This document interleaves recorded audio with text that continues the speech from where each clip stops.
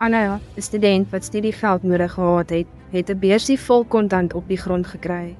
'n Verleidelike gedagte het gefluister, hou dit. Tog het 'n stille onrus in haar hart geroer, wetende dat dit nie werklik hare was nie. Haar vriend Rohan het haar dilemma gesien. Iemand het al regtig daardie geld nodig, Anna, het Rohan sagkens gesê. Hulle het besluit om raad by ouderlings se man te vra. Eerlikheid is geestelike praktyk, liewe kind, het ouderlings se man vriendelik aangeraai. Om waaragtig te lewe bring jou in lyn met universele godelike beginsels, wat innerlike vrede bring. Anna het besef dat ware vrede van 'n eerlike hart kom, nie van wêreldse wins nie. Sy het met Rohan se ondersteuning besluit om die beursie terug te gee. Hulle het gewag en gou het 'n benoude vrou verskyn, angstig soekend.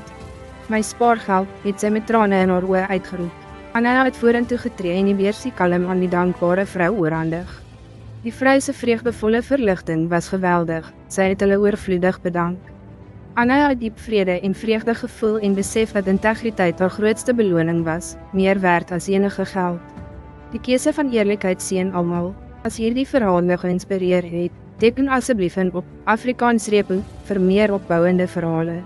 Like hierdie video en deel jou eerlike gedagtes in die kommentaar hieronder.